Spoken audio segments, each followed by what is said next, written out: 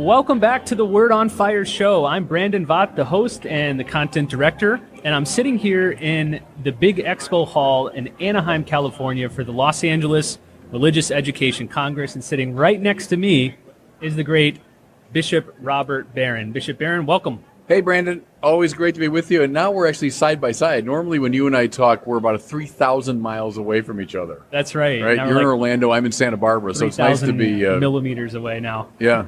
Well, listen, you and I just got here a couple hours ago. Right. We flew all the way across the country this morning. We were in Washington, D.C. Tell us a little bit about why you were there and what was going on in Washington. Yeah, I'm a little jet lagged, I guess. I'm sure you are, too. We woke up at, 4:15 this morning to get a ride to the airport at 5. I was in D.C. for the USCCB meeting. So I'm the chairman now of the Bishops' Committee on Evangelization and Catechesis. And as chairman, I'm also part of what they call the Administrative Committee, and that meets for a couple days. I'm also on the Religious Liberty Committee, which meets on Monday of that week. So I was there from Sunday night all the way through this morning. So it was interesting, a lively look behind the scenes sort of at the USCCB. And it was a joy to chair my own committee for the first time. So that's where I was the past week. And then we flew across the continent today to be here for the Congress. One of the things that you did there was lead off your first ever meeting as chairman of the Evangelization and Catechesis Committee. And you began with a talk where you reflected on some brand new data. This data just came out a few months ago from Dr. Christian Smith from Notre Dame, and it was all about the nuns, those who no longer have any religious identification. And Christian Smith observed that when you look at young former Catholics who become nuns, there's some common trends, common patterns, and you spoke on several of these. I wanted to walk through each of them and maybe kick them around. So the first one was that they weren't comfortable with any sort of God talk. Am I getting that right? Yeah, any definitive statements about God or faith or morality. So Christian Smith, is one of the great sociologists today, and he works on this issue especially of what we call the nuns or the unaffiliated. He calls them young former Catholics, those who've left the church. And that's one of the things that he notices is a discomfort with anything like a definitive statement. So I call it the romanticization of the quest. Nothing wrong with the questing mind. It's a terrific thing. And there is something always correct about saying that we keep searching for ever greater truth. That's right. But there's also a kind of an allergy to anything like a definitive claim. And the reason is, Smith concluded, that people don't want anyone to feel judged. So if I say, well, this is the right way to think about it, well, then I'm implicitly judging anyone that doesn't feel that way. And so a certain allergy to, call it orthodoxy or settled belief, often gets in the way of evangelization. Because to evangelize is not just to say, hey, we're all going to talk together about religion.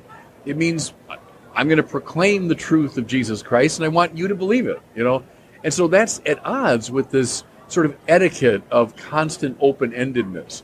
So it's one of the blocks that young people have to an evangelizing faith. You made the observation that this attitude toward religion is quite rare when compared to other areas of life. Yeah. So I think, we were just in D.C., Capitol Hill, lots of young people protesting about, say, gun control laws. But no young person would ever say, it's all about the discussion and the dialogue. It doesn't matter where you ultimately settle on the view of guns. It's just about talking about it and questing about it. We don't talk this way in other areas of life, right? Yeah, it's interesting. And you're right. We were there for the protest on Capitol Hill. All these thousands of young people came and left their shoes literally on Capitol Hill. When it comes to politics, I don't know many young people or old people who would say, well, you got your opinion, I got mine. And as long as we're, deep down nice people, it doesn't really matter. No, young people especially seem ready, willing, and able, eager to debate and argue on matters of politics. Doesn't mean we're going to kill each other. It means we're going to have an argument. My view is that whenever it comes to something that we take seriously, whether it's politics or sports or whatever it is, we stop being relativist pretty quickly. We stop being just, I'm open to any point of view. No, we start arguing. And see, one of the points I make is that the culture often presents a binary option. There's only two options, namely bland toleration. I'll just tolerate any point of view. You tolerate me, I'll tolerate you. Or violence. Those are the two options. And there's a middle ground, it seems to me, which is called religious argument, that we can really have as civil people, intelligent people, exchanging our points of view, offering evidence, drawing conclusions, marshaling authorities, etc. We can have an argument about religion. And I remember, I think I quoted Stanley Hauerwas, the great Methodist theologian, who once said, the greatest challenge of our time is to learn again how to have a religious argument in public. I've always thought that's really right. If we're going to have arguments, maybe we'll do them privately, But to have a public, spirited, intelligent argument about religion is a good thing. And we ought to teach our young people how to do it. We're here at the LA Religious Congress, broadcasting live on Facebook. So thanks to all of you who are tuning in. Thanks to the many here who have joined us around our booth. We're talking about some of the major blocks that young people have toward faith, especially a lot of the reasons why they're leaving the Catholic faith. We just talked about one, this uncomfortability with any definitive statements about God. What's the second one you focused on among Christian Smith's blocks to God? Well, we talked about something that comes up in all the surveys. Young people tend to see religious faith as something illogical or unscientific. And that struck me when I first came across it, I think in a Pew Forum study some years ago, that the number one reason they give for leaving the faith is that the religious faith is unscientific. And, the logic moves very predictably. Science is obviously a good thing. Its attendant technologies have benefited us wonderfully. We're speaking into some of them right now. Religion isn't science, and therefore religion is a bad thing. Religion is just superstition, or it's credulity, or it's naivete. And so that's a big... I think I said at my talk at Notre Dame on this. It breaks my heart to read that. It breaks my Catholic heart to read our young people saying that it's illogical to be religious. Now, there are a lot of ways we can engage that. One way I've done it is to talk about faith is never below reason, right? That is credulity or naivete or superstition, and we're totally against that. Nobody in the church wants what's infra-rational or below reason. Faith is supra-rational. It's beyond reason and inclusive of reason. So teaching our young people, again, how to think clearly, deeply, critically about the faith is really a good thing today, because this is it's a stubborn problem. Something I've done in recent years since I came across this research is whenever I'm at a parish group or speaking to a large group, I'll say, could all the science people please stand? So doctors, nurses, technicians, chemists, physicists, teachers, science people, please stand. And I'll say, you need to get in the front lines, because our young people are convinced somehow that you can't be scientific and religious, and you're living proof that that's false. So if you could speak to them, it would really be helpful. But that's one that I talked about with the bishops the other day, too. You've noted over the years that another effective way to get a foot in between that conflict is to highlight the many, many, many scientific founders who were not just religious, but often clerics of the church, right? Yeah, go back to the founders of modern science. Most of them were devoutly religious people. And speaking of the clerics, go with Gregor Mendel, right, the founder of modern genetics. And then my favorite example is Georges Lemaitre, who's the formulator of the Big Bang theory of cosmic origins, one of the most influential cosmologists of the last century, who had to convince Einstein. Einstein thought Lemaitre was wrong, and then Lemaitre had to convince him otherwise. Georges Lemaitre was a Catholic priest. So the view that we're at odds with science is really regrettable. Something I did up in our Santa Barbara pastoral region is we arranged for these posters that just depict 50 or 60 great scientists who were also Catholics. And I said, I want those up in every school classroom, want them up in every religious education classroom. I'd love them in the foyer of the church. And just get our young people used to the fact that not only can you be scientific and religious, but some of the greatest scientists were indeed religious. That's a cutting edge issue for our time, I think. One of the other prominent reasons that pops up in Christian Smith's work on why young people leave the church is failed prayer. And when you look at the anecdotal quotes from a lot of these young kids, they say things like, my grandma got really sick.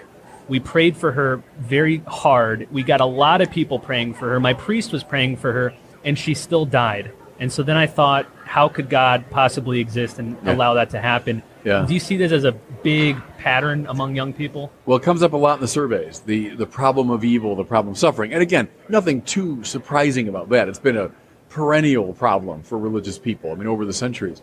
But just on that issue of prayer, it's interesting, isn't it, that a clear instruction in the nature of prayer would tell you the basic purpose of it is to bring our lives, minds, and wills into conformity with God's mind and will. Not so much to, get what we want, even though the Lord wants to hear our petitionary prayer. I believe in it. But the ultimate purpose of prayer is to align our lives with God's will. And so it's not just a magic formula that if I pray, then necessarily I'll get what I want. So I think that sort of instruction in prayer and in this issue around evil would be helpful to a lot of younger people. It seems like to me an easily solvable problem that like a lot of young people just need basic instruction on prayer, how it works. Yeah. So let me say this too, because Brandon, you actually brought it up in Washington, that one of the really hopeful, encouraging signs, especially with the new media, the number of young people who are on these websites.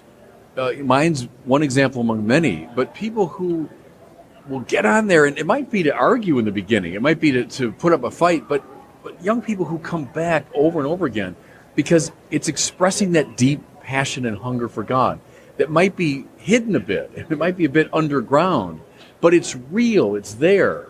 And I think the new media have allowed us to create this wonderful forum, like Paul's Areopagus, again, the Acts of the Apostles, when Paul goes to the great public place of discourse and dialogue. Well, that's what the internet is today, isn't it? It's not a rocky outcropping in Athens. It's this great World Wide Web, but a lot of young people are coming on to talk and debate and argue about religion. Great. That's far greater than when I was a young, kid, far greater opportunity for this kind of discourse. And then I think you also mentioned, and I would reaffirm it, this flourishing of Catholic apologetics. And that's, I think, in the light of the new atheist critique, is a lot of Christians, both Catholic and Protestant, realize we got to pick up our game here, and we got to find ways to engage these criticisms. So I think those are really signs of hope, and I see that every day. Well, again, we're here at the Los Angeles Religious Education Congress. If you're here watching this on Facebook, but you're in the LA area, come by and visit us. We're in booth 411. We have some ton of Bishop Barron's books and videos, and we're giving away free bags. So all of you who are here, check out these bags that have the 3 paths to holiness around. Can I get one? We'll see. You have to buy a book. I got to buy a book. Okay. Listen, though, we got a long line of people here with questions for you, Bishop. So I thought we'd take some of those. First up is Myra. She has a question about the Word on Fire movement. Oh, great. So, Your Excellency, you keep teasing us with this Word on Fire movement. And us fans of Word on Fire want to know what we can do now, right? Give us a teaser of what's happening and give us a call to action. Yeah, no, thank you. And you're right. At the end of the book I did with John Allen, I have a chapter on the movement. And the idea is to get Word on Fire from simply being a ministry or an outreach in the church to being a true movement that involves both laity and clergy. What we're going to do is offer certain opportunities for prayer, for study, for instruction, for those who are willing to join the movement. And it'll first happen through the internet, through the web. People will be able to get access to certain materials. In fact, I'm going to be recording some of that pretty soon, Next week. And then we're hoping to create thereby certain communities around the country, maybe eventually around the world. Then I'd love to bring those communities together in the flesh, on the ground. And so that we can create a real not just organization, but a real community, a movement whose purpose is to evangelize, especially the nuns, which I think is the pressing problem of our time. Just as in Dominic's time, in Francis' time, there were certain pressing problems.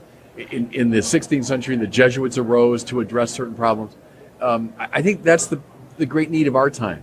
So I want the movement to be part of the answer to that. Thanks. I'll be signing up first. Terrific. Good. Terrific. And very practically, I think in the next few weeks here, we're going to be launching different web pages to collect names and emails of people interested. So the gears are turning. A lot of this stuff is going to start to happen pretty soon. Thanks. Great, thank you. How about next up, Angela? We'd love to hear from you. What's your What do you question think? for Bishop Barron? Hi. I'm trying to engage all our youth, not just the Catholic youth. What would you say is step number one?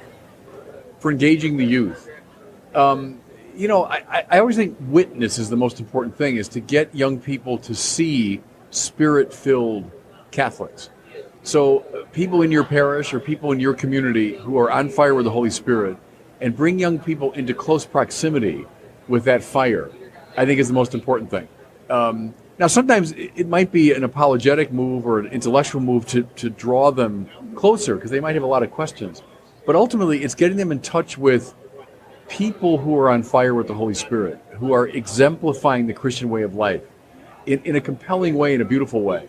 And to bring the young people close to that, allow them to participate in it, I think that's the first step. God bless you. Let me Thanks. follow up on that, Bishop. Go ahead. Often it's a temptation that when we want to reach young people, we got to lower the bar. We got to make the message as easy and as digestible and as simple as possible. You've advocated, especially with young people, to do the opposite, right? Yeah. Oh, I'm a John Paul II man there. I mean, I think he was right in that you offer a challenge to young people and they respond to it. It's not to dumb down the faith or to lower the expectations, but to raise the expectations and to raise the bar intellectually and challenge young people to meet it. I do think that's very important. That's why the saints mattered so much for John Paul, as they do for Pope Francis. I mean, look at Pope Francis, who canonized John Paul II. But why the saints are so important? Because they're the high bar that we're trying to reach. I think young people respond to that. All right. Next up, we have a question from Martin. And you're local seminarian here? Yeah, in I'm the a region? seminarian of St. John's Seminary in Camarillo. All right. Thank you. Yeah, God willing, I'll be ordained as a deacon this June. Terrific. And then a priest the following June. I'll be ordaining you then as a deacon, right? I've got the deacon class. I'm actually being ordained for the Diocese of Orange, this diocese here. Okay, so by Bishop Van. Yeah, very good. We could take care of Bishop Van. And Yeah.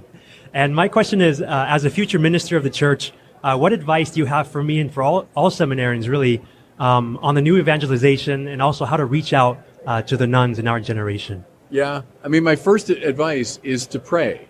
I always tell young priests, going out to parish work, they'll be involved like mad in pastoral work, and that's just going to happen naturally. Therefore, I say, don't forget your holy hour. So I think the holy hour is the most important thing you can do, honestly, is to keep yourself close to the fire, keep yourself formed in the faith, and then it'll naturally spill over into evangelizing work. Prayer and study, so the cultivation of your own heart and mind, which will keep you close to the fire, that will draw young people close. And then, practical thing, the new media. It's a tremendous opportunity. I've said it's the greatest revolution since the Gutenberg revolution in communication. We have means that Fulton Sheen would have given his right arm to him, right? And so people like yourself who were raised with the new media, you have it in your fingertips, you've got it in your blood, is use it, exploit it, take advantage of it for the sake of the gospel. Those are a couple bits of advice. Thank you. Thanks. God bless you. All right, next up, we got a question about heaven. Yes. Go for it. Please, go ahead. Hello, Father. How are you? I'm good. I'm doing good. Listen, I have a question. Is it possible that that other religions you could go to heaven, you don't only have to be Catholic? Because there is a saying that in the church there is no salvation outside the church. Is that dogmatic? Because the popes and the paps have taught that, and Vatican II has since gone away. Why is that cast? And is it possible that we could bring that sort of back into new realization to young people like myself? Because some people, they want the doctrine and the orthodoxy of the faith, but sometimes, it's hard for me to say it because they just what about all the new things the church is saying? Yeah, it's a good searching question and one that's been knocked around a lot over the centuries. The short answer, go back to Vatican II, would say yes, indeed, it's possible for a non-Catholic to be saved. Indeed, Vatican II teaches even for a non-believer of goodwill who's following his conscience can be saved. Now, it doesn't mean automatically they will be saved, so it's like an easy, everyone gets in, but they can be saved, yes. And if they're saved, it is by the grace of Christ. See, now the grace of Christ is on full display and offer in the Catholic Church, but it's on more mitigated display and offer in other avenues. So if you're saved by the grace of Christ. And see, in that sense, it remains true that outside the church there's no salvation, meaning outside the mystical body of Christ, which includes Catholics and non-Catholics, all the baptized. And Thomas Aquinas said, everybody, at least implicitly, is desiring baptism. So in that very broad sense, everyone's a member of the church, at least implicitly. So that's a way kind of handling some of the... But what about some of the persons that have never heard of that and, they need to be heard that? How do I say that to someone that's never heard that? I believe in that and all. You need to teach that to them. Well, I think part of what you're feeling is your own call to evangelize. And so part of what the Lord maybe is urging you to do is to make precisely that announcement. Can someone who's never heard of Jesus Christ be saved? Yeah, in principle, they can. Is it automatic? No. And maybe you're feeling the call to make that announcement. Thanks, though, for that. Good. Thanks. Hey, next we got a question from Paul, who comes all the way from Australia. We had a little time to chat beforehand. So good. Great. Good. Paul, what's Thanks, your question? Brandon. And good afternoon, Bishop Barron. Good afternoon. Yes, I've flown 13 hours from Brisbane, Australia to be at this Congress. I like Brisbane. I've been there. A little bit of applause. Thank you. I just have a question. You've sort of answered it along the way, but maybe you can fine-tune it a little bit. I'm in education in the Brisbane Archdiocese, and students at Catholic schools have to do religious education, and they are quite disengaged and quite adamant that they don't want to do it. I've had students actually say to me, I don't believe in God, I don't know why I'm here, etc. How do you engage those students? How do you show the truth and the true meaning of what it means to be faith? My instinct is always start where they are. So if someone says, look, I don't believe in God, that's great, because you got traction. You got to weigh in. You say, okay, how come you don't believe in God? Tell me. Now, chances are, in my experience, what they're denying, I would deny too. Usually when people say, I don't believe in God, it's like, well, yeah, I don't believe in that God either. Like a Santa Claus in the sky or an Easter bunny. or some relatively naive understanding of God. Then you can start clarifying. Let's say someone's got a more kind of, vigorous argument against God. Good. We got some traction now.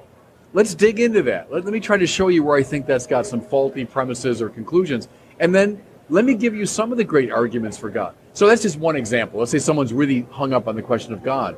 See, I like it on my internet ministry when people come at me. I much prefer that to bland indifference. So I'm like, just kind of ho-hum. I'm a nun. I'm a agnostic. When someone comes after me, good. I can exploit that. I can use that. So I start where they are. Start with their questions, and then take it step by step. So could I just a follow-on question? Sure. There's then the other extreme of total apathy, that they're not even engaging in the question. Yeah. Then, the topic of my talk tomorrow here is evangelizing through beauty.